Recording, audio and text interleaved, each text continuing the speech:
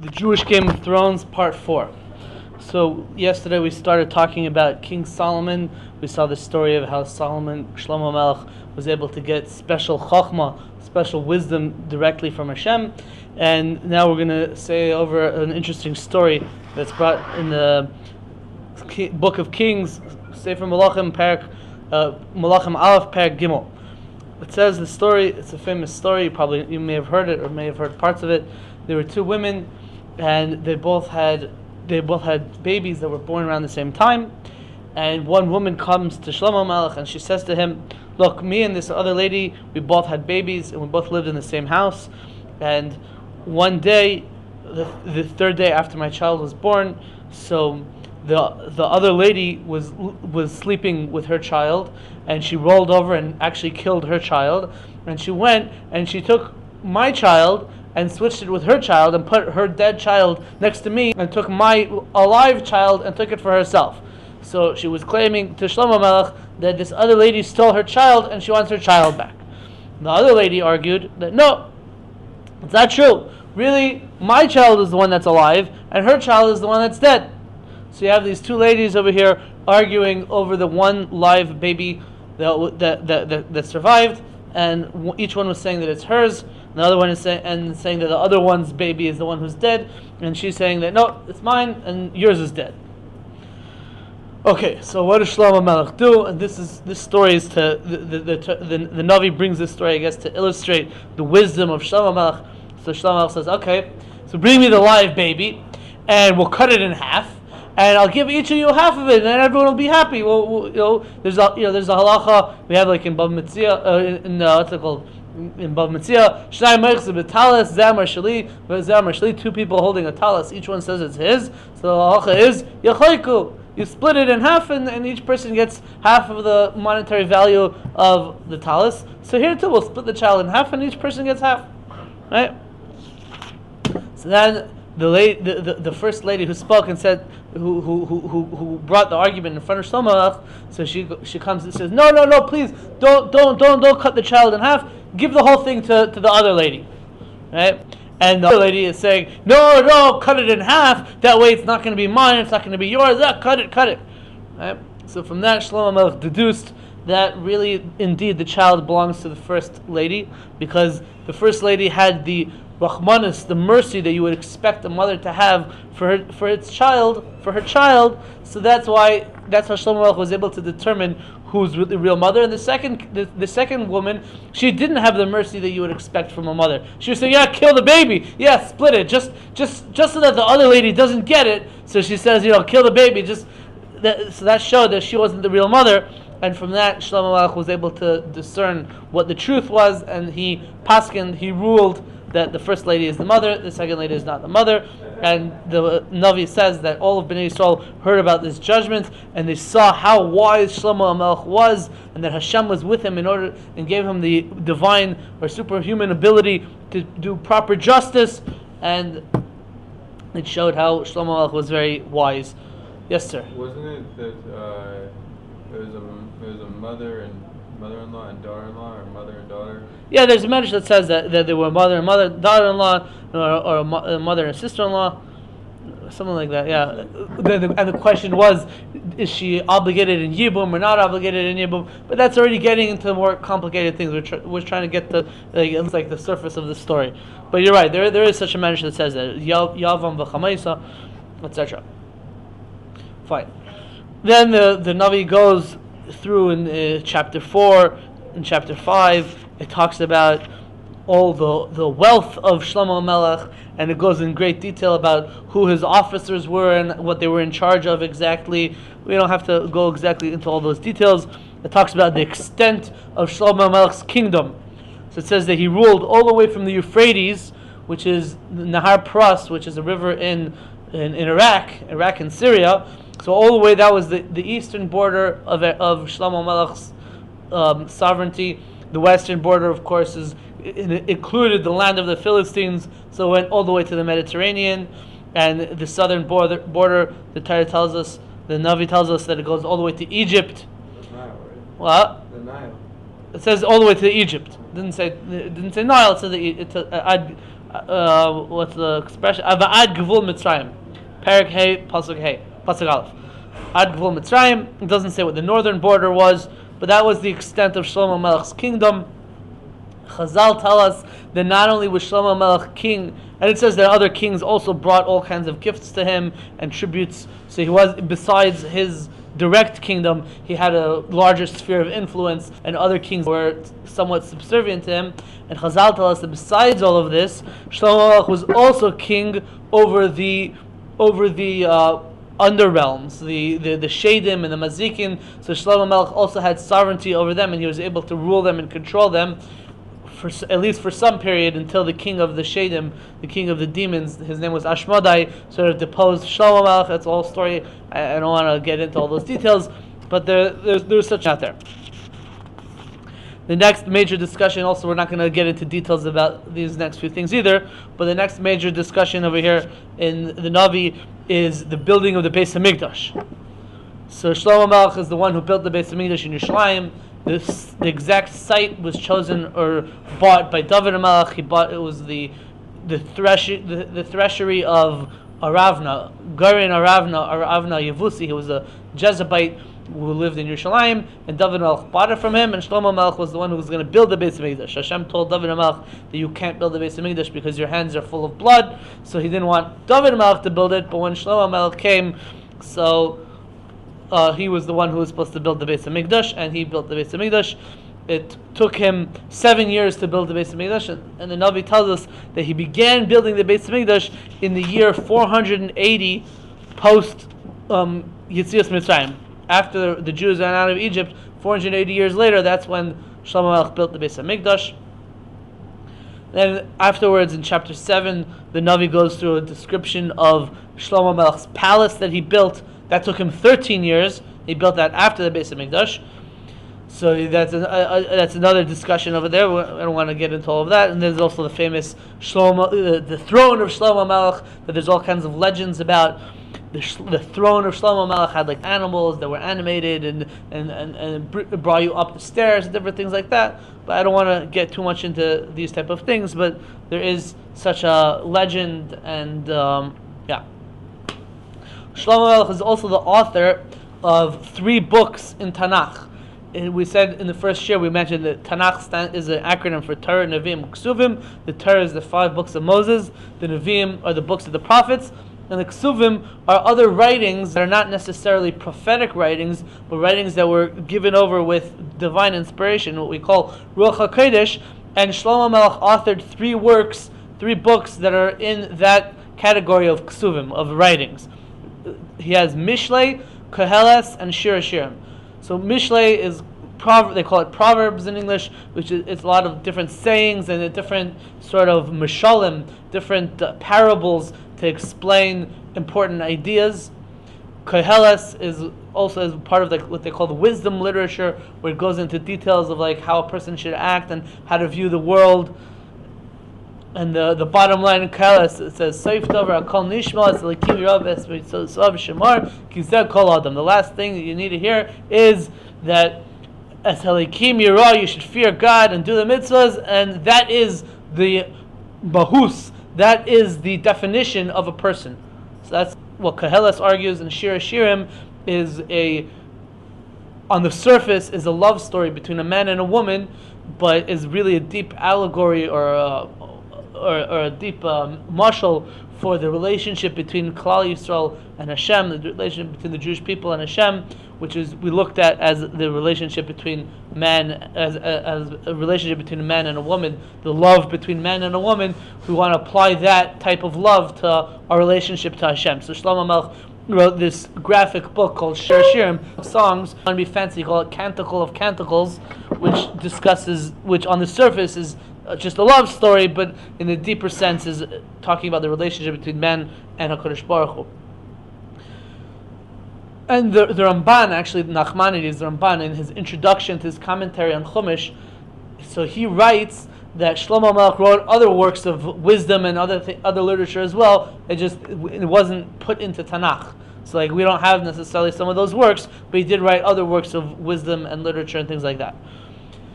Chazal tell us, this is an interesting thing that's not so well known, but Chazal tell us that Shlomo Melech was the one who instituted 3 different halachas that are even relevant nowadays that are of rabbinic origin. The first halacha is the halachas of Eruvin. Right? We know that on Shabbos, a person is not to, let's say, carry an object from one type of domain to another type of domain. So, according to the Torah, that means a person is not allowed to carry an object from a public domain into a private domain, or vice versa. Or a person is not allowed to carry an object 4 amos in a public domain at all. But the rabbis identified a certain type of domain called a karmelis, which is quasi-public. So it's not public, but it's not private. And they said that in a karmelis, you're supposed to treat it as if it's a public domain, at least as a chumrah, as a stringency, not to carry there and not to carry from a private domain into a karmelis or vice versa. But, and this institution is attributed to Shlomo Melech, they said that there's a concept called an eruv, which takes a karmelis and privatizes a karmelis so that it doesn't have the status of even a quasi-public domain.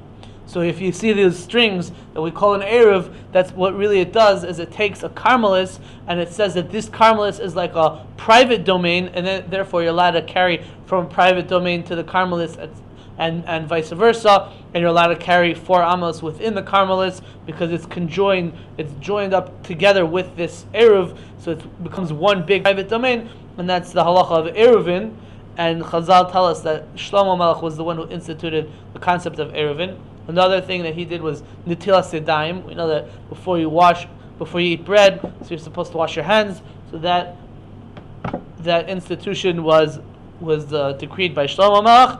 And the third thing is shniyas la'arayos, different types of forbidden marriages that the Torah didn't outlaw, but the rabbis outlawed. It's like, for example, the Torah says a person is not allowed to marry, let's say, his mother and his grandmother. But the Torah doesn't say anything about whether you're allowed to marry, like, your great-grandmother. So that you would have to come on to the decree of Shlomo Melech that's called shniyas la'arayos. Gemara in Yevamos and Daf Chaf Aleph talks about this, that says that you're not allowed to marry your great-grandmother or your great-granddaughter, farther away than the relationships that are proscribed by the Torah. But there's a lot of different legends, as I mentioned before, about Shlomo Melech. Some of them are mainstream midrashim, and then you can sort of accept it and you could understand it as a tradition. Some of them are not necessarily mainstream midrashim, they're just legends. They come from interesting sources. You have to know, when you hear a story about Shlomo Melech, there's a lot of different legends and stories about Shlomo Melech. You have to know the provenance of each story. Where does it come from? Who said it? What's the source? And go down to it. Like, there's this famous story, I heard this when I was a little kid, about like Shlomo Melech playing chess with Benayo ben Yoyada, the head of his general that we spoke about yesterday. So Shlomo Melech was playing chess, and something happened in the middle, and Benayo moved the pieces, and Shlomo Melech realized that he moved the pieces in the middle. It's like you have to know you have to know what the source for these type of stories are. It's a little bit far fetched to say that he was playing chess, but this is a common story that you find in a few different places. We don't know where these things come from, and so we're trying to stick to more what's actually brought in the Navi and what's brought in the accepted midrashim of Chazal and the Gemara, instead of going to these other places as well and other sources. Fine. In chapter 9, so we find that Hashem gives a special promise to Shlomo Melech, and Hashem tells Shlomo Melech that just like I told David Melech, that if you walk before me with wholeheartedness and uprightness and do in accordance with the Torah, and you keep the mitzvahs and the chukim and the mishpatim, so then I'll make sure that your throne will be lasting forever and your descendants will sit on this throne forever. But if you don't, and you stray from the mitzvahs and from the chukim and the mishpatim that I told you to do, and you don't do like your father David Melech did, so Hashem says that Hichrati es Yisrael me'al pnei ha'adama, Asher nosati lehem, I'm going to cut off Bnei Yisrael from the land that I gave them, and I'm going to get rid of this Beis Hamikdash, and people are going to wonder, like, oh, what happened to all these people, these Jewish people that were here, and they had this temple, why did their God destroy it? And you should know that if I do it, it's because you're going to be going against the Torah, and that's why you're going to deserve it. So Hashem sort of gives Shlomo HaMelech a warning. Hashem appeared to Shlomo HaMelech himself. This is a nevuah that Hashem came directly to Shlomo HaMelech. Fine. Then there's another interesting story that this is a somewhat famous story about Shlomo HaMelech, the story of the Queen of Sheba. Familiar with the story of the Queen of Sheba? So this lady from the land of Sheba, you know where Sheba is. So I looked it up on Wikipedia last night. Ethiopia. So commonly people say that it's Ethiopia, but on Wikipedia it said that the consensus of scholars is that the land of Sheba is in southern Yemen, in what's in contemporary times the southern southern Arabia, which is in present day Yemen, in the country of Yemen, basically. So like that's where they. When I was a kid, they used to say Ethiopia. Now it seems that the scholars are saying that it's Yemen. In a way, it's more or less the same area. Ethiopia is right next to Yemen. They're just across the what's it called, the Gulf of Aqaba. Across the Gulf of Aqaba from each other. So they're right next to each other. It's the same basic area. Anyway, so this lady, the Queen of Sheba, so she comes and she hears that Shlomo HaMelech was such a wise person, so she comes to Yerushalayim with this huge entourage, bringing all kinds of spices and gold and precious stones, and she wanted to speak to Shlomo about all the different things that were in her heart. And she asked him all these different questions, and there wasn't anything, the Navi tells us, there wasn't anything that was hidden from the king that he wasn't able to answer her. She asked him these riddles, and he was able to answer all these riddles. He was able to show her that he is indeed as intelligent, as wise as people were saying that he was, and he showed her that that's really who he is, and he possessed that special divine wisdom. It's an interesting thing. It says that Shlomo Melech, that the Queen of Sheba, Malchus Shva, so she asked Shlomo Melech, different chidois, different riddles, questions like that.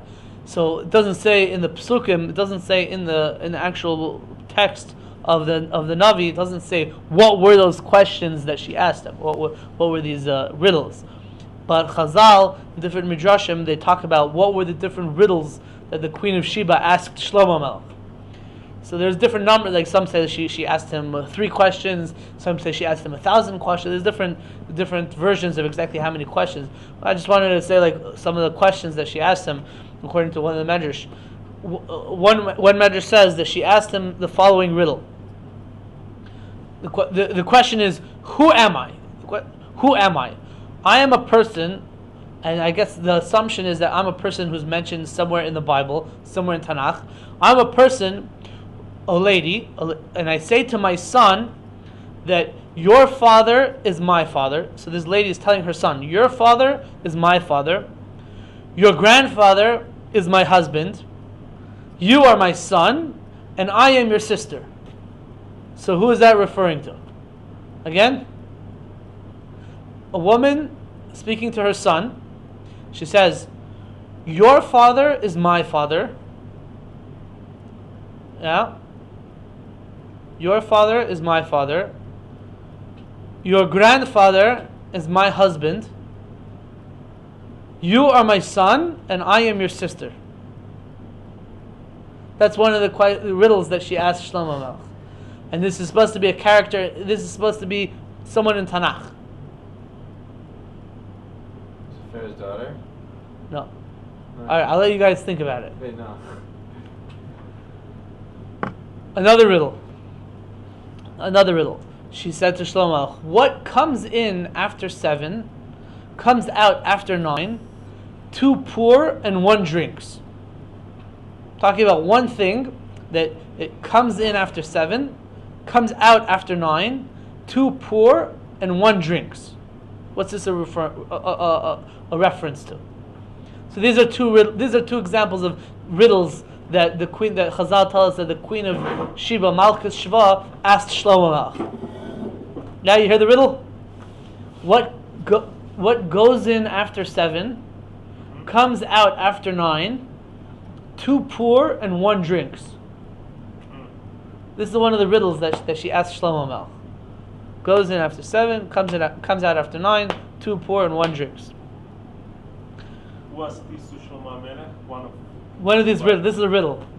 What is riddle? Sorry. A riddle is a question. It's like a puzzle. Okay. I ask you a question, and you have to try to sort of like use your chokhmah to try to figure out an answer to it. Okay, understand. Shlomo Melech was very good in solving this riddle. Yeah. Exactly. Okay, yeah, now I understand. Yeah, the connection. Yeah. Okay. So the Queen of Sheba, the Malka Sheva, she came to visit Shlomo Melech. She heard that he was very smart, and she wanted to test him, see how smart he really is.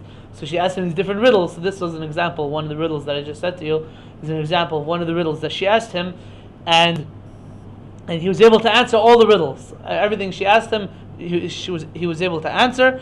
And it says that they exchanged presents. Shlomo Melech gave her all kinds of presents, and she gave him all kinds of presents as well. So they exchanged a lot of different presents.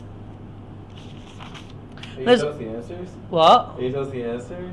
I should tell you the answer too. I don't know the answer to that. That's a tricky question. You want the answer, or you want to think about it? I'm not gonna get it. Okay, so I should tell you the answer first. Okay, fine. So I'll tell you the answer. I don't know if I would have gotten it if the Medrash didn't say what the answer was. But the first question was like this: it said, who is this lady in Tanakh that tells her son that your father is my father, your grandfather is my husband, you are my son, and I am your sister? So the Medrash says that the answer to this question is talking about the sons of Lot. Right? Because what did Lot do? Lot was, after Sodom was destroyed, so Lot went with his 2 daughters into a cave, and his 2 daughters had relations with him and became pregnant from their father, and then they gave birth to they had sons, right?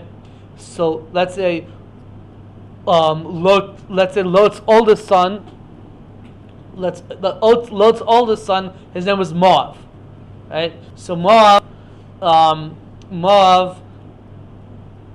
and his mother, right? So Moab's mother says to him, your father, meaning Lot, is my father, right?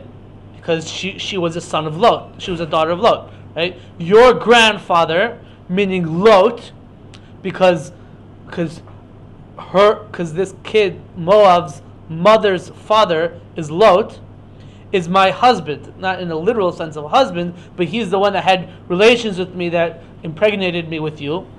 You are my son, because Moab would be this lady's son, and I am your sister because they share the same father of Lot. Right? So that's the answer to the first riddle. The second riddle, right? Here's the riddle for you. What comes in after 7, comes out after 9, 2 pour and 1 drinks. This is one of the riddles that the Queen of Sheba asked Shlomo Melech. What goes in at 7? Goes in after 7. PM? I'm not saying what I'm talking about. Goes in after 7, comes out after 9, 2 pour and 1 drinks. Goes in after 7. I know it comes out after 9. Baby born 9 months. Okay, so I'll just we're giving the answers now. So you're already on the right track towards the answer. It comes in after 7.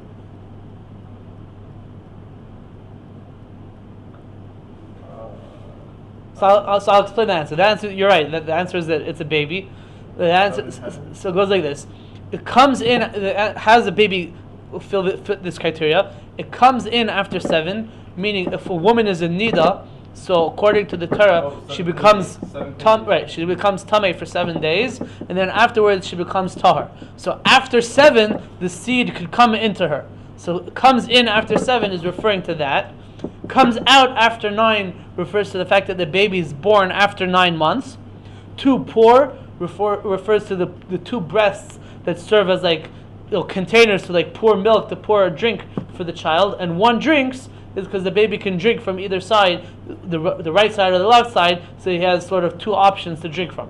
So 1 drinks. That's example of different riddles that the Queen of Sheba asked Shlomo Melech. Did they marry? That's a good question. So the answer is a baby. There's the what? The answer is a baby. Right, the answer is a baby. You're right. You're right. The answer is a baby. I was just explaining how that's the answer. Okay, so Chaim over here asks, did Shlomo Melech marry the Queen of Sheba? It's a good question.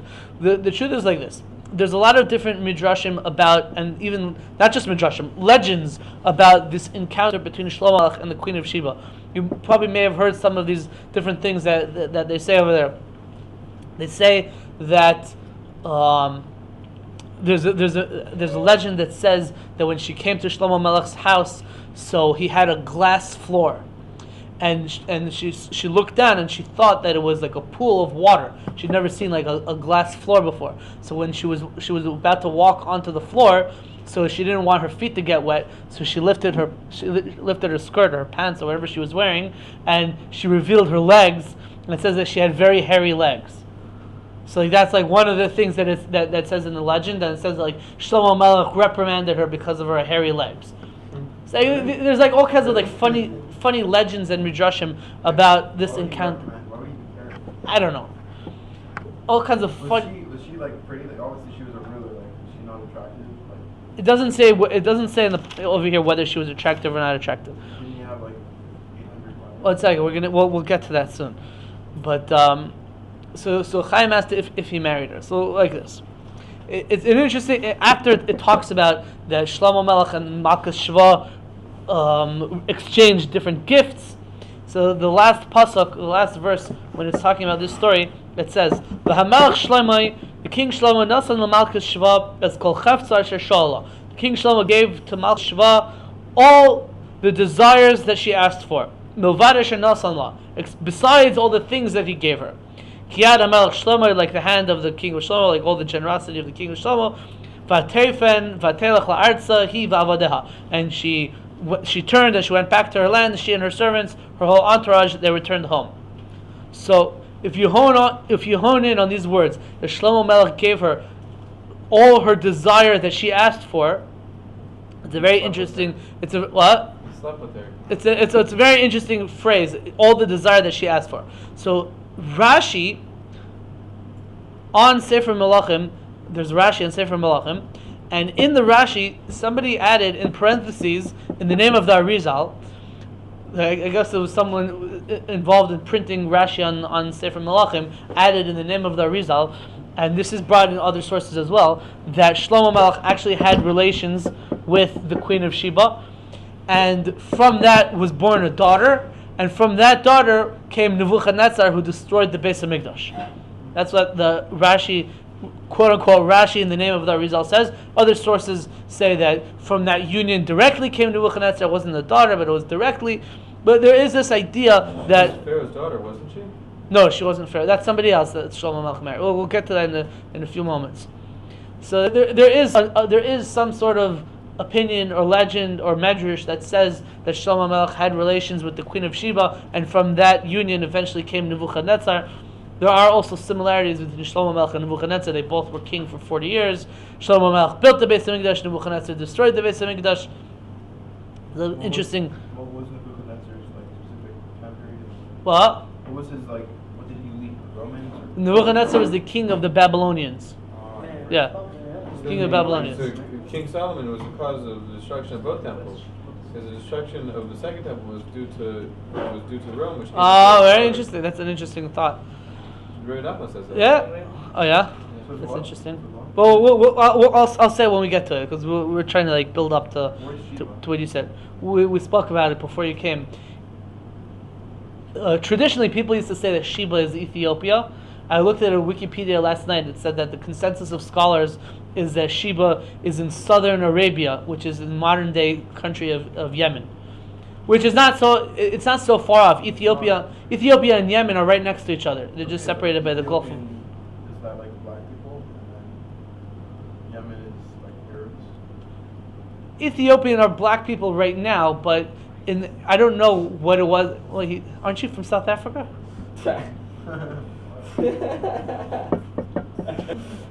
What's it called? But in ancient times, like Ethiopic is an ancient language that was spoken or written in Ethiopia, and it's actually considered. It's also Giz is also a language that was in that area. It's considered a Semitic language, so it's from the same linguistic family as, let's say, Hebrew, Aramaic, Akkadian, from the Levant. So it's very interesting. We don't know exactly what was happening there in the ancient times. We only know what's happening there now. Fine, but there is another interesting point about the Queen of Sheba that the Gemara says. This is a Gemara in Bava Basra on Tesvav Amid Beis. The Gemara says, Amar Shlomo bar Nachmani, Amar Rabbi Yonasan, Kol ha'omer Malchus Shva Isha Eino Yelataya. Rabbi Shlomo bar Nachmani said in the name of Rabbi Yonasan, anyone who says that the Queen of Sheba was a woman is making a mistake. What? Anyone who says that the Queen of Sheba was a woman is making a mistake. Was a man. Well, so not clear exactly what that means. So maybe also in the Mishnayot there are some Mishnayot. Yeah, androgynous and the tum these type of things. Well, just to put it a little bit into perspective, the Gemara says. You're gay, bisexual, like this LGBT.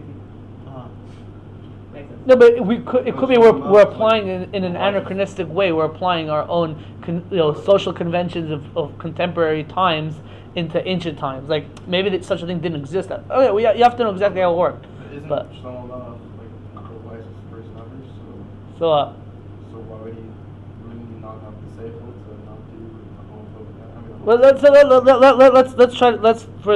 let's see what this Gemara is talking about. It's what the Gemara said. Amar Rab Shmuel bar Nachmani, Amar Rab Yonasan, Kol ha'omer Malchus Shva Isha Eino Yelataya. Anyone who says that Malchus Shva was a woman is making a mistake. Now, this is a Gemara in Bava Basra. The same person, Rab Shmuel bar Nachmani, in the name of Rab Yonasan, has a bunch of statements that he says in the Gemara in Shabbos on page Nun Dalet and Nun Hey, where he talks about different biblical characters where in the text of the Bible it seems that they did averas, and he explains that no, they didn't really do averas. You have to explain it in a different way, and he uses the same formula. For example, he says, "There's a story in the book of Samuel where it says that the sons of Eli, who was the Kohen Gadol, the leader before Shmuel Navi, that says that the sons of Eli slept with the women that came to the Mishkan. So that's what the text literally says. So he says anyone who says that they sinned is making a mistake, because it's not literally true that they slept with them. What they did was they delayed bringing these women's karbanos, and that caused them to have to wait around and not be able to go home as fast as they wanted to. And then the same person, Amar Rav Shlomo bar Nachmani, Amar Rab Yonasan, Kol ha'omer b'nei Shmuel chatu eino yelataya. Anyone who says that the sons of Shmuel sinned, they're making a mistake. The Navi says that Shmuel was the leader of Klal Yisrael, and he was a judge, and it says that his sons, they strayed from his path. Right? So that sounds like they were sinning. But the Gemara explains, that doesn't mean that they were actually sinning, it just means that they weren't as straight, let's say, in their dealings as Shmuel Navi was. Shmuel Navi, what he used to do is he was a traveling judge, and he would go around to everyone else and ask them if they needed anyone to judge any cases, and his sons, they would stay in one place and they would have everyone else come to them. So they weren't as righteous in that sense as Shmuel Navi. But they chas v'shalom to say that they sinned. Kol ha'omer, same thing. Amar Shlomo bar Nachmani, Amar Rab Yonasan, Kol ha'omer Ruvain chata eino yelataya. Anyone that says that Ruvain sinned, the text of the Torah says that he slept with Bilhah, his father's wife, right? But Chazal tell us no, it doesn't mean that he actually sinned. It means that he switched the beds, right? The same thing. Amar Shlomo Nachmani, Amar Rab Yonasan, Kol ha'omer David chata. Anyone says that King David sinned with Bathsheba is making a mistake, like we explained in the previous shir, in the second shir, that David Melech didn't. In the first shir, that David Melech actually that she was really divorced, so she wasn't really a married woman. So it's not a problem. Kol ha'omer Shlomo chata. We'll speak about later today. What does it mean? Shlomo chata. The Torah seems to say that he did avodah zarah. And we're explaining that he didn't really do it. The same thing, he didn't really sin. So there's a certain formula that Shmuel bar Nachmani in the name of Rabbi Yonasan is saying, Kol ha'omer something is making a mistake. Now with that perspective in mind, when he says Kol ha'omer Malchus Shva, Eina Isha, Eina Ela Taya, if a person says that the queen of Sheba is a woman, is making a mistake, so he's trying to tell us that some sort of, maybe something that you see in the psukim is not literal. And somebody wanted to explain. I haven't been able to look into how much you can rely on this or not, but somebody wanted to say that what the statement is trying to say is that this, that you tell us that there's a legend that Shlomo Melech had relations with Malchus Sheva, with the queen of Sheba, is not true. It's a mistake. Someone wanted to say that that's what Shlomo Bar Achmani Amar B'Yonasan is trying to say. It doesn't fit into his words per se, but if you look at like the overall picture of this formula of Kol Omer something Eina Lataya, he's making a mistake. It could fit into that thematically in some way. But where did Nebuchadnezzar come from? What? Where did Nebuchadnezzar come from? Who said that he had to have come? He had to have come from Shlomo and the Queen of Sheba.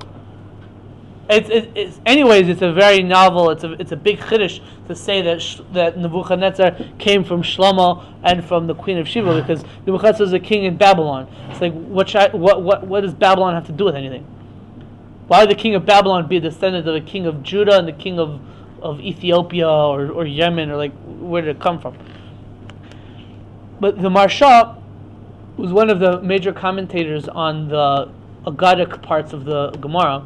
So the Marsha points out something that I think we should all realize is, if you look in the words of the Tanakh, when the Navi brings the story of Shlomo Melech and the Queen of Sheba, so the Navi consistently uses feminine words when it's talking about her. It consistently refers to her as if she's a female. So that obviously means that she's a female. Right? So how could the Gemara say that if you say that the Queen of Sheba is a woman, you're making a mistake? The Navi says that she's a woman. It says Vatavai, she came. It doesn't say Vayavai. It says Vatavai. It doesn't say Vayaged Loi Shloima. It says Vayaged La Shloima. All the words that it uses, it says that she, as Kol Chefza, all her desires. It doesn't say Chefzai. It doesn't say his desires. So the Torah itself, the Navi itself, is already assuming that she's a woman. Why is the Gemara saying that if you say that she's a woman, it's a mistake? So the Marsha interprets the Gemara differently. The Marsha says that there's two types of queens, and we'll sort of use a modern day way of understanding it. You could be like the Queen of Jordan, and you could be like the Queen of England. Yeah, the Queen of Jordan, she's not in any powerful position. It happens to, who's the real power in Jordan? The King of Jordan. Right? What does the Queen of Jordan do? She gets to go to France and buy fancy clothing and go to balls at night or whatever. She gets the honor of being the queen, but she doesn't have any actual power. The real power is in the king. Right? The Queen of England, theoretically, right, she is the real queen. Her husband, he's just like the queen's husband. He's not even called the king, I believe. I think he's called like the queen's consort. He's not called king. He's called prince. He doesn't have the status of a king, right? So there's two types of queens. There's the queen who's the queen in her own right. She's the actual ruler, and then there's the queen who's the husband, the wife of the king, and the king is the actual ruler. So the Marsha explains that when the Gemara says that the Queen of Sheba, if you say that she was a woman, you're making a mistake. The Gemara doesn't mean that she wasn't a woman. Of course she was a woman, right? But what it means is that she wasn't in the traditional sense, the queen as the wife of the king, and really her husband was ruling the country, and her husband was the powerful figure, and she was just like the wife of the powerful figure. That wasn't the situation. Marshall says she was the queen. She was ruling in her own right. She was the powerful person in her country, and still she came to visit Shlomo Melech because she heard about his great wisdom and she wanted to see it for herself. So that's what the Marshall says about this. What? Rabbi Yoda Nachmani says also Rabbi Yonatan, name of Rabbi Yonatan, like the Malka of the Helena, also she was a man, because like also we know that from the other Gemara, like she has a power in the Helena. The Gemara, it doesn't say that, but I don't know. No, I'm just saying like that. Also, like she wasn't like the real ruler in that time. Also, like this like I mean, talking about the it's Helena somewhat Malka. different. I think if I don't remember exactly the history, but Helene became the queen. First of all, she wasn't. It wasn't a Jewish. People think that she was the queen of the Jewish people or whatever. She was really a queen from some foreign country. The Jewish people, but she wasn't Jewish. Right, she wasn't. She But was she was right. also like No, but she was the queen of some foreign country, and sort of and she was very powerful. I think her husband died or something, and that's how she became queen. And then she and her son converted to Judaism. Her son Munbaz, and then they like moved to Yerushalayim when they were older. Like they retired and they came to Yerushalayim. So I don't remember exactly all the details about Helena Malka, but it could be it's a similar thing. Shiva was like Beyonce. Who? Beyonce. I'm not sure where that is. Queen B. Never mind. Okay.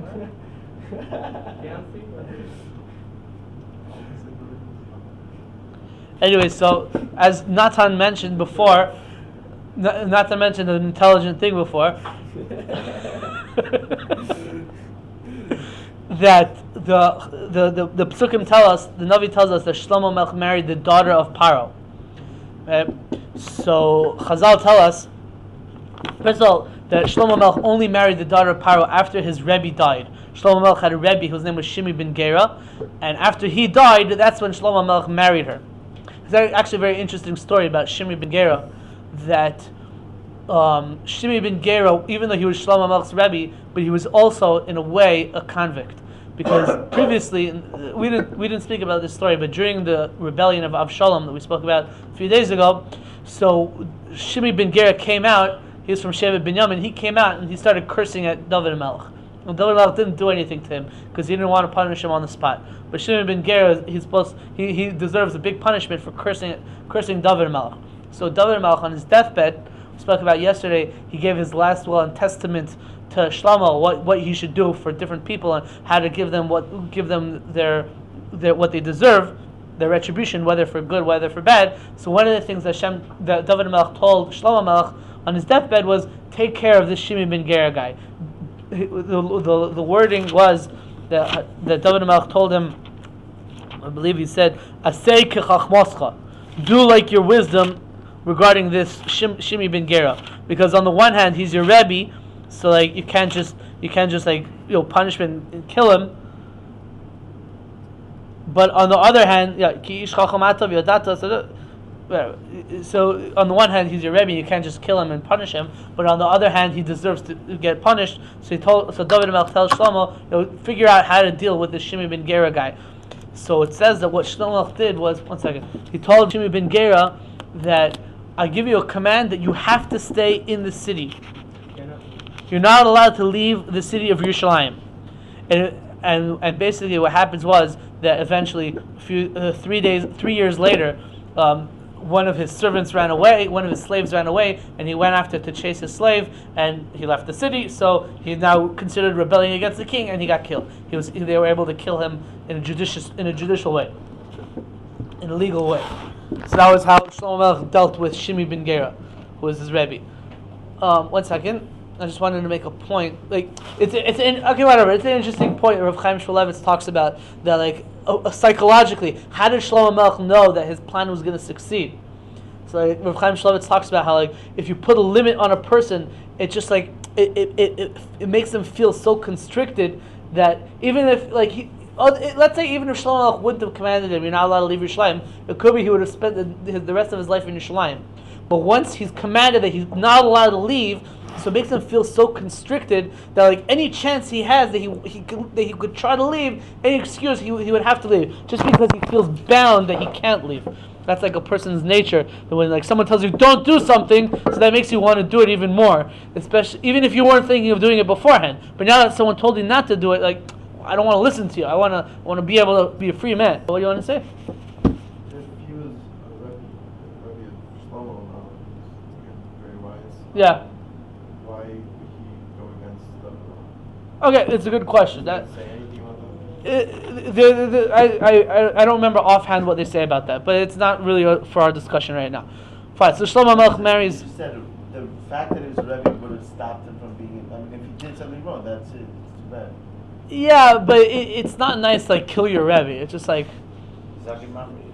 Yeah, you're right. You're right, but so that's what David Melech meant. Like, figure it out exactly how to do it in a nice way, in a way that's more. It looks nicer, let's say. So David Melech married the daughter of Paro.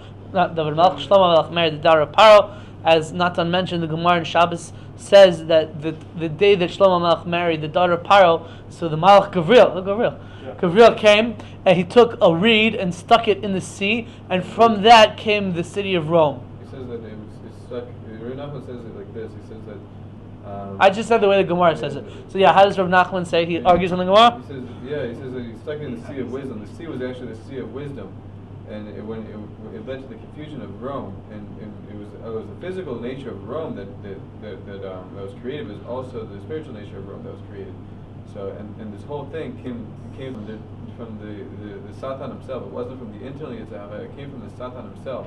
That's what caused the confusion in the first place. So the Satan himself confused Shlomo Melech, caused him to sin by marrying Pharaoh's daughter, stuck a reed in the sea of wisdom as well as a physical sea, created Rome, which eventually. So that's why Yam is the word Yam, the sea, is Gematria 50 because the 50 gates of wisdom. Interesting idea. What, she was a guy still when he married her? Pashtus, it would seem not, but there are violations that he was doing, maybe because she was a mitzvah. The Mefarshim talk about maybe there's a problem that you're not allowed to marry a convert that was Egyptian for the first 2 generations. Only the 3rd generation convert from the Egyptians and from the Edomites are you allowed to marry. So what was his justification? And then maybe it was also because you're not supposed to marry an idolater. So she was still doing the Avodah Zarah that she had been doing in Mitzrayim, in Egypt. So maybe that was the problem. What exactly was the problem of marrying the daughter of Paro? And why? There weren't any Jewish girls that he could have married. Why did he have to go marry someone who's not? Even if she converted, but why couldn't he? Even if he converted her, or whatever you want to say it like that. But why couldn't he marry someone from the Jewish people? It's a What are Satan you saying too. about a reed? He did it. What? A reed? Yeah, What is a reed? A reed is like R-E-E-D? a reed. It grows out of the water. Yeah. Yeah, the reeds by the ocean, by the sea. Yeah, like the sea, the Reed the Sea. Nile River, like you hear about Yeah. Okay, so he plants one in the ocean, and from that comes Rome. Right. These things tend to gravitate, like dust and dirt. They gravitate around the reed. It doesn't let the water just flow. Rome, like, what do you mean? Like, just in the middle of like anywhere, and then Rome sprouted? I mean, Rome is on the edge. It's in Italy. It's on the edge of Italy. I don't know what the Gemara means. The Gemara, I don't know what it means. Nathan is interpreting it in a very esoteric way with Rabbi Nachman, but I'm just telling you what the Gemara says. You can try to understand. Historically, it would seem that Rome already existed before Shlomo Melech's reign. If you take the chronology of how long ago Shlomo Melech lived and how long ago was the city of Rome built. I mean, Rome wasn't built in a day, but how long ago what did Rome become a city? When was it incorporated? It seems to pre-exist Shlomo Melech. So maybe that's one of the reasons why Rabbi Nachman wants to interpret esoterically instead of. It's a joke. When you say Rome was built, everything was built in a day. Rav Hashem just created the world, boom. But Rome, it says he put down a reed and then it grew. It wasn't like a one-day thing. Everything did grow in one day, right? I'll tell you this. Seder Adoros says that in the time of Yitzchak Avinu, it says a philosopher in Rome took a ring and put it on his finger, on his 4th finger, because this finger has a vein that goes straight to the heart. Right? So what do you mean a philosopher in Rome? Rome, according to the Gemara, didn't exist till the time of Shlomo Melech. So it seems like it did exist in some way. I don't know exactly what it means. The angel of Esav. And so I don't know exactly what any of this stuff means. I'm just telling you what it says. There's another medrash. Even on the time of Yaakov, it was written on the Gemara. There is also Edom, like the nation of Edom, like in the future with the Rome and the German, like Garmam Yeshel Edom. Yeah. Yaakov prays to God, like don't make Esau hello to everything, because in the future, like it will be Garmam Yeshel Edom. Yeah, I hear. So there's another medrash about Shlomo Melech marrying the daughter of Paro. That when it came time for the inauguration of the Beis Hamikdash, after Shlomo Melech built 7 years, it took them to build it. So it was the next day they were going to have the opening party. So she made his room dark. The daughter of Paro made his room dark, and he wasn't able to get up in the morning because he didn't realize that it was already day, and nobody could come wake him up because who's going to go wake up the king, right? So this is like for the inauguration of the Beis Hamikdash. So the Medrash says that who decided in the end to do it? His mother Bathsheba, the wife of David HaMelech, was still alive. She decided she's going to go wake him up because she was the only person who's allowed to go wake up the king. Okay, so then the pasuk in Perek Yud Aleph, it talks about, it says Shlomo Melech loved many foreign women and the daughter of Paro. He had Moavios, Ammonios, Adoimios, Sidonios, Chitios. So he married women from Moab, from Ammon, from Edom, from Sidon, from Ches. Those are different Canaanite nations. Were they forbidden? Oh no, not religious. Min hagoyim asher amar Hashem al bnei Yisrael lo yisavoyu bahem. From the nations that Hashem said about them to Bnei Yisrael, they shouldn't join you. V'hem lo yavu b'chem, and you shouldn't join them. Ochein yatu eslavavchem acharei eloheihem b'hem davak shleim eliyahava, because they're going to stray your hearts after their gods. With those women, that's who Shlomo attached himself, clung himself for love. What does that mean? What does that mean that he attached them for love? So it's a machlekes. It's a very interesting machlekes in the. First of all, we mentioned prior a few shurim ago that there's a prohibition on a king that he's not allowed to have too many wives, right? 18 wives, that's the limit, right? So Shlomo says he had many wives, and the pasuk even tells us after the next pasuk says that he had 700 wives and 300 concubines, right? So what was his rationale for violating the commandment of a king and not having too many wives? So the Gemara says that the pasuk tells us, why is a king not allowed to have too many wives? Because they're going to cause his heart to stray. So Shlomo Melech felt, well, since I'm so smart, I have this divine wisdom, so they're not going to cause my heart to stray, and I'm allowed to marry, and it's not a problem. Fine. That was his rationale. But why did he want to marry all these wives? So it says, he was Davak Shlomo Li'ahava. He clung to them for love. What does it mean for love? So the Yerushalmi in Masechet Sanhedrin brings a disagreement between two sages. Rabbi Shimon Bar Yochai says, for love mamish, literally for love. It seems that he actually loved them. He enjoyed whatever physical things that he loved for them he had. That's what it means. He takes it as in the face value. Rabbi Yossi says, no. What does it mean for love? It means for the love of Hashem. He wanted to bring them tachas kanfei Shechina. He wanted to bring all these different nations underneath the wings of the Shekhinah. He wanted to bring them closer to Hashem. And he felt that the way to bring them closer to Hashem is that if he marries the princesses from all these different nations, he'll be able to have an influence on them and bring them closer to Hashem. But Rav Chaim Volozhiner points out that the truth is that instead of him having influence on them, ultimately they're going to have an influence on him. It works both ways.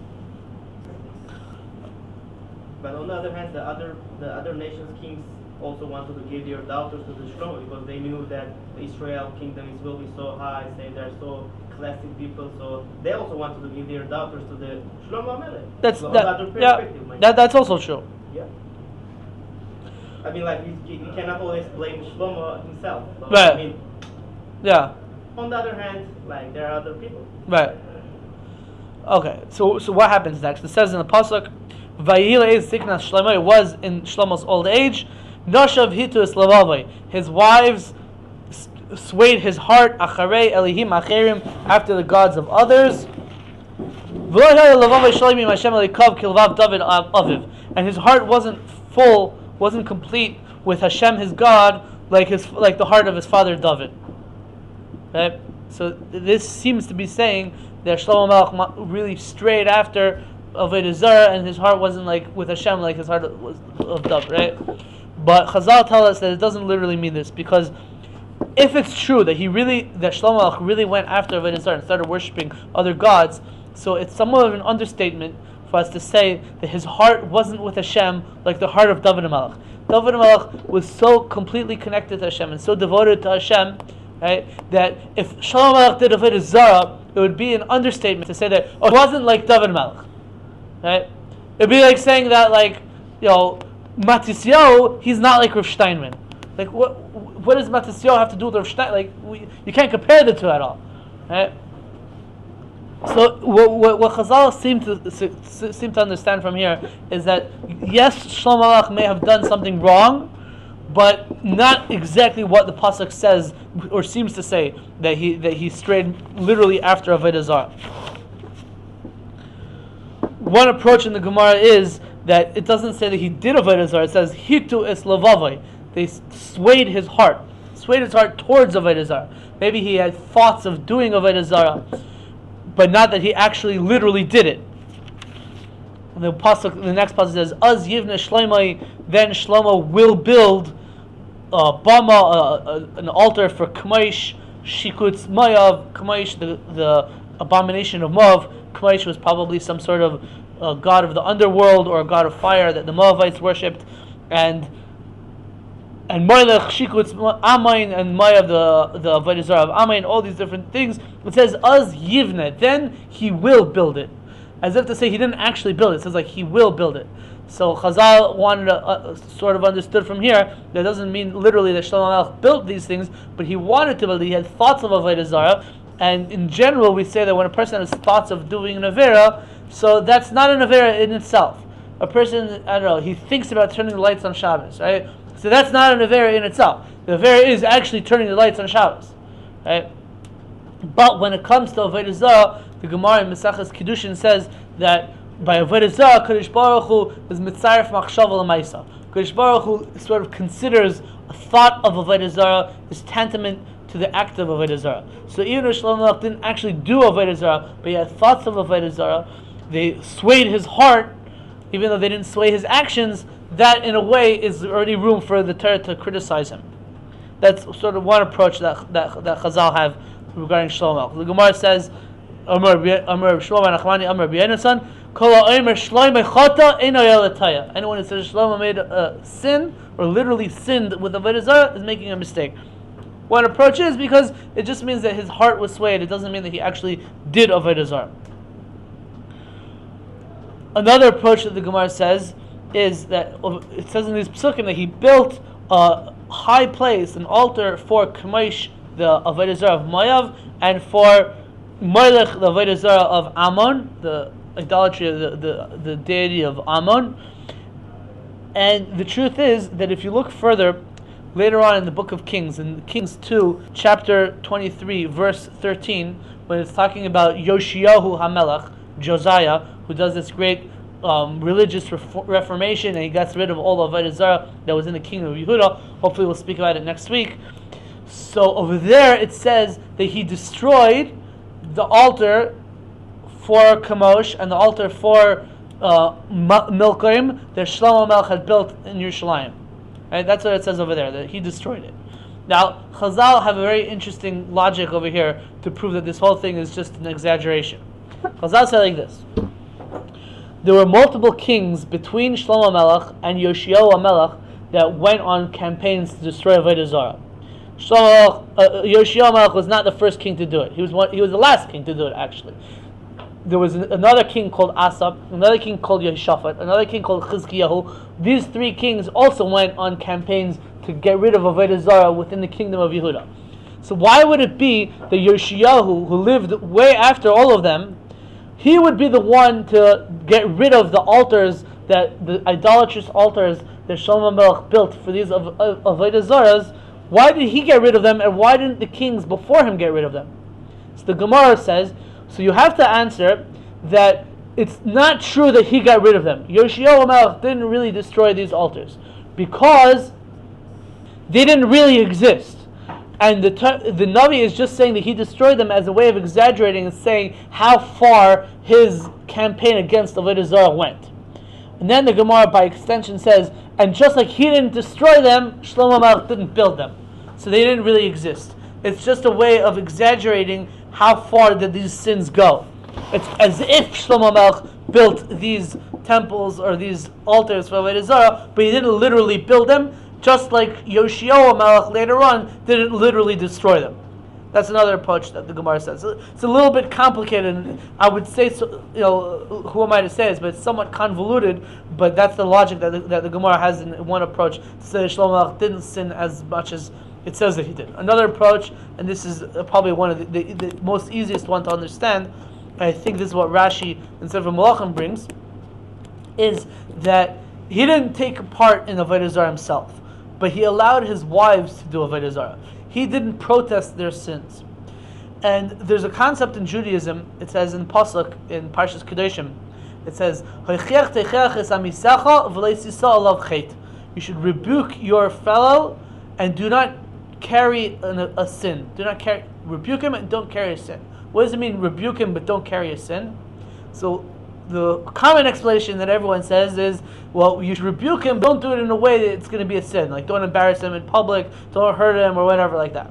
The other explanation, the Ramban, Nachmanides brings both of these explanations. The other explanation is, you should rebuke him and don't carry a sin, means if you rebuke him, you won't carry a sin. But if you don't rebuke him, then his sin will be ascribed to you as well. You're somewhat complicit in his sin because you didn't protest his sin. So by Shlomo Melech not protesting his wives doing Avodah Zarah, so the Navi considers it as if in a certain way he did Avodah Zarah, and therefore he's criticized for that as well. The next thing it says is that Hashem says to Shlomo Melech, and the Radak says that this isn't Hashem directly speaking to Shlomo Melech, but Hashem speaking to Shlomo Melech through a prophet, through a Navi. He says to Shlomo Melech, because you strayed from my path and you didn't go like David and Melech did, I'm going to tear away the kingdom from you, but I'm not going to do it in your lifetime, because I still appreciate David and Melech. I'm going to do it in the lifetime of your son, and I'm not going to tear away the kingdom completely from you. I'm going to leave one, which really means 2 tribes. You're going to keep 2 tribes with you, and the rest of the kingdom will be torn away from you. We have time for another point over here. A few more minutes. Yeah, we're good. Okay. So, as the story goes, one of the things that Shlomo Melech did is he closed up some of the entrances to Yerushalayim. He closed up one of the entrances, and it made it harder to come to Yerushalayim. So this man named Yeravam ben Nevat, got up. It also made it harder to leave. And this man named Yeravam ben Nevat, he got up and he complained in public to Shlomo Melech that why did you close this entrance to Yerushalayim, making it harder for people to come to Yerushalayim? There's a mitzvah 3 times a year we're supposed to go to Yerushalayim to do the pilgrimage, and you're making it harder for people to be able to fulfill this commandment. What are you doing here, Shlomo? And he said this in public, embarrassed him, and in a way, this was sort of an act of rebellion. So now he's sort of a dead man. He's supposed to be killed because he just rebelled against the king. He gave him rebuke in public. So he ran away to Egypt, to Shishak, the king of Egypt, who's gonna house this guy Yeravam ben Nevat. But the Navi tells us that on his way, while he was going to Egypt, so he encountered the prophet Achia Hashilani. Achia Hashilani is the name of one of the prophets. According to the Hasidim, the Baal Shem Tov learned B'chavrusa with Achia Hashilani. The Rambam says Achia Hashilani was the Rebbe of Eliyahu Navi, is Eliyahu Navi's teacher. The Gemara says that Achia Hashilani was a very old man. He was one of the people that left Mitzrayim. So he's got to be like 400 years old or so. 400 and at least 480 years old, because the Beis Mikdash is built 480 years after the Yetzias Mitzrayim. So he's an old man, this Achia Hashilani. He bumps into Yeravam ben Nevat as Yeravam ben Nevat's on his way, running away to Egypt, and he has a prophecy from Yeravam ben Nevat. He's wearing this. The Navi says that he, an ambiguous he, that uses the pronoun he. We're not sure what the antecedent, if it's talking about Yeravam ben Nevat or it's talking about Achia Hashilani, but he was wearing a brand new coat, and Achia Hashilani rips off a part of the garment of this coat and cuts it into 12 pieces, and he gives 10 of the pieces to Yeravam ben Nevat, and he says Hashem is going to give you 10 tribes away from Shlomo Melech. He's cutting it away from Shlomo Melech, and the other 2 will remain with Shlomo Melech, because Shlomo Melech has strayed from the path of David, and he's not keeping the Torah as we expect him to. He's not keeping up to the expectations that we have for the son of David Melech, so he's not going to be able to keep it. Then the Navi tells us that Shlomo Melech dies. He was king for 40 years. He became king when he was 12, so he died when he was 52, according to Chazal. And his son Rechavam becomes king in his instead. Rechavam Rechavam's mother was Shlomo Melech's wife, an Ammonite wife. Her name was Naamah HaAmmonis. She was Naamah HaAmmonis. She was one of his Ammonite wives. Chazal seem to tell us in a few places that she was actually a righteous woman. So even though he married these women who were doing Avodah Zarah, it seems that Naamah HaAmmonis was actually a righteous woman. There are sources that seem to say that she wasn't, but it seems to be that's the reality that she was. Out of all his kids, Why did Rechavam become king? Rechavam. Rechavam became king. Why did Rechavam become king? Probably he was the oldest. I don't know, but probably I would assume he was the oldest. There is a medrash that says that Rechavam was still alive, was already born when David Melech was alive. So he was already born before Shlomo Melech became king even. At 12. Yeah, there's some questions on that medrash, but there is such medrash. So Rechavam becomes king. He's the successor to Shlomo Melech. And one of the things that Shlomo Melech did in his lifetime was he had very heavy taxes on the people. It was very, very strong taxes. The land was very prosperous. They were very wealthy, the whole kingdom. But on the other side, Shlomo Melech imposed very high taxes and had very strict demands of the people. He made them come to work for the kingship, for the kingdom, for the government every few months, every year. Every person had to come do like Sherut Lumi type of thing, work for the government. So when Rechavam was first becoming king, they went to Shechem to make him the king, to coordinate him there. So the people came to Rechavam and they had this proposal. They said, "Look, your father was very tough on the taxes. You're going to be a new king. Maybe you can lighten the tax burden on us." Right? So he said to them, "Okay, give me 3 days. I'm going to think about it." Rechavam says, "Give me 3 days. I'll think about it." So Rechavam goes. He has 2 sets of advisors. He has his older advisors, older men, and his advisors were younger people. So he asks his older advisors, "What should I do?" And they tell him, "Yeah, you should acquiesce to their requests and go easy on the taxes." But he asks his younger advisors and says, "What should I do?" And his younger advisors say, "No, you should be strong with him. You got to show him who's in charge. You have to have like a Machiavellian attitude. Show them who's in charge. Tell them that you're going to make it even stronger." It's a famous expression. He says they said you should tell him, my little finger is thicker than my father's loins, meaning like my father, his loins is like he did it taxes like this much, and my little finger is going to be even more than that. I'm going to impose even more taxes on you. He said like my father chastised you with sticks, I'm going to chastise you with scorpions. I'm going to be even tougher than. So Rechavam had these 2 different advices: either go easy on them or go very harsh on them. The older people said go easy. The younger advisor said be harsh with them. And for some unwise reason, I guess he didn't have the wisdom of his father, Rechavam goes with the younger advisors, and he goes very harsh on the people, and he says these harsh things that I'm going to be even tougher than my father, whatever. And the people did not like this, and they decided they don't want to go with Rechavam, and they don't want him to be their king. So most of the tribes of Israel, the 10 tribes, we have on the map, the 10 tribes of Israel, they all decided to go against Rechavam. They're going to have a different king, and Rechavam only had Yehuda and Binyamin who were loyal to him. Why? What? Why those? Well, Yehuda because he's from Yehuda, and Binyamin because we find in a lot of places that Yehuda and Binyamin, first of all, they're very close to each other and they go together a lot. So they ended up being loyal to Rechavam, and the others rebelled against Rechavam. And they actually, Yeravam ben Nevat, who was hiding out in Egypt, found this as an opportune time to start a rebellion and see to the fruition of the prophecy of Achia HaShileni. So he comes up and he starts his own kingdom, and he becomes the king of the 10 tribes. So Yeravam ben Nevat now becomes king in fulfillment of the prophecy of Achia HaShileni. Is it like a good thing? You're supposed to do it or not? It seems like he was supposed. It was a good thing in a way, because that was the prophecy of Achia HaShileni. The Navi said this is what's supposed to happen, so that was what's supposed to happen. It's a mitzvah to fulfill the words of a Navi, so he's fulfilling the words of the Navi, and. Well, it says they're going to destroy the base of Yisrael, so it doesn't mean that's the right Yeah. thing to do.